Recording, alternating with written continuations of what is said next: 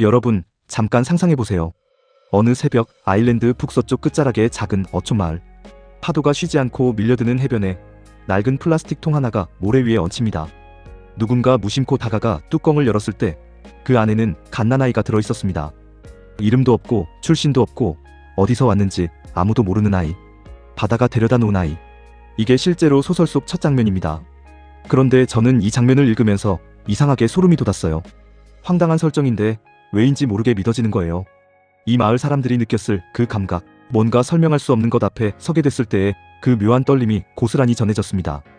원고가 공개된 지 단 24시간 만에 세계적인 출판 그룹 맥밀런 사나의 피카도르가 판권을 낚아챘고 2026 더블린 문학상 후보에 오른 작품. 선데이 타임스는 이 소설을 2025 올해의 책으로 선정했고 가디언은 인물들이 페이지 위에서 숨쉬고 살아 움직인다고 썼습니다. 지금 전 세계 14개 언어로 번역되고 있는 이 소설이 드디어 한국에 상륙했습니다.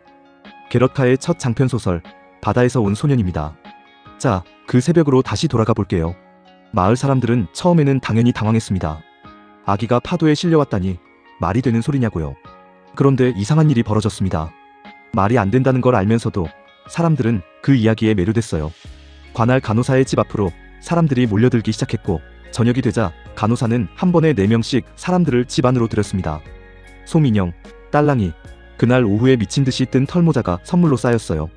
옆집 여자가 촛불을 켜서 창가에 두자 마을 절반이 따라했고 거리마다 창턱에서 불빛이 하나씩 흔들리기 시작했습니다. 오랫동안 성당을 멀리했던 사람들이 일요일 미사에 돌아왔고 신부는 바구니를 타고 물에 떠내려온 못의 이야기를 꺼냈습니다.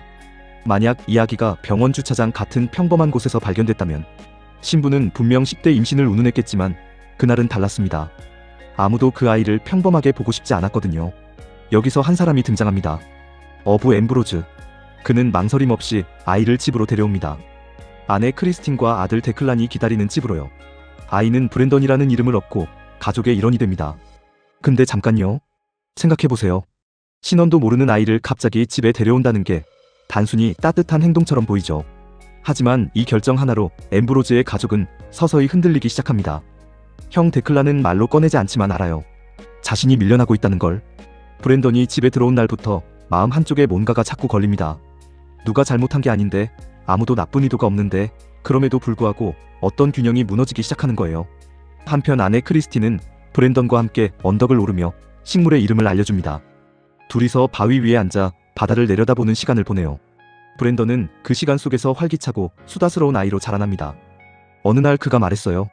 여기 올라오니까 세상이 우리를 잊어버린 것 같아요. 크리스틴은 그 말이 슬프게 느껴졌는데 돌아보니 브랜던이 한바구음을 찍고 있었습니다. 슬픔인지 자유인지 그 아이는 이미 어른들이 구분하는 경계를 모르는 것처럼 살아가고 있었어요. 그럼 아버지 앰브로즈는요? 그는 바다 위에서는 좌표를 보고 전 지구상에서 자신의 위치를 파악할 수 있는 사람입니다. 망망대해 위에서도 자신이 작지만 실제한다는 사실에 묘한 만족감을 느끼는 사람. 근데 육지에서는, 집안에서는, 자기 가족 안에서 자신의 위치를 도무지 모르겠는 거예요. 그는 결국 이런 결론을 내립니다. 당분간 따로 사는 편이 가족에게 더 좋을지 모른다고. 돈을 벌어보내는 것, 그게 내가 할 수 있는 딱 한 가지라고. 이게 비겁한 걸까요? 아니면 자기 나름의 사랑인 걸까요? 소설은 여기서 쉽게 판단하지 말라고 말하는 것 같습니다. 자, 그러면 브랜던은요? 이 소설의 중심에 있는 브랜던은 자라면서 마을 사람들에게 점점 특별한 존재가 됩니다. 사람들이 그에게 다가가 어깨를 맡기고 조그맣게 원하는 것을 중얼거리기 시작했어요. 브랜던은 걸음을 멈추고 한 손을 얹으며 말했습니다. 모든 게 잘 되길 바라요. 그게 전부였어요. 특별한 능력도 기적도 없었습니다. 그냥 그 말 한마디. 근데 마을 사람들은 그 말에서 위안을 찾았습니다. 부두 근처에서도, 급거북일 앞에서도, 가게 앞에서도 남녀노소 구분 없이. 왜일까요? 바다에서 왔다는 출신 때문에? 아니면 그 아이 안에 뭔가 진짜 있는 건가요? 소설은 이 질문에 답하지 않습니다. 그리고 그게 이 소설의 가장 강력한 부분이에요.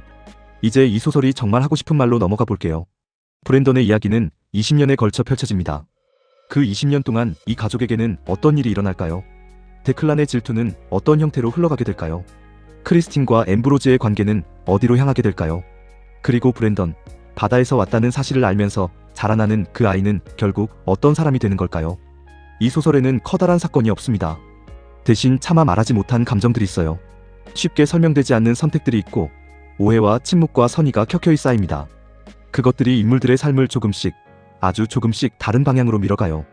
작가 게럭카는 인터뷰에서 이런 말을 했습니다.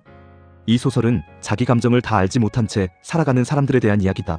나쁜 사람이 아니라 자신의 마음을 충분히 이해하지 못한 채 관계 속에 서 있는 사람들.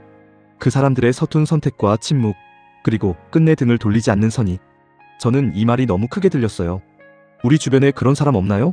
아니, 솔직히 말하면 우리 자신이 그런 사람 아닌가요? 사랑하는데 잘 모르겠고 상처를 줬는데 설명이 안 되고 떠나야 할 것 같은데 끝내 등을 못 돌리는 사람. 엠브로즈가 그렇고 크리스틴이 그렇고 데클란이 그렇습니다. 작가는 묻고 싶은 것 같습니다. 우리는 정말 서로를 이해하면서 곁에 있는 걸까? 아니면 이해하지 못해도 곁에 있기로 선택하는 걸까? 그리고 그 두 가지 중에서 어느 쪽이 더 진짜 사랑에 가까울까? 브랜던이 마을에 도착한 그 새벽 이후 마을은 달라졌습니다. 가족은 달라졌습니다.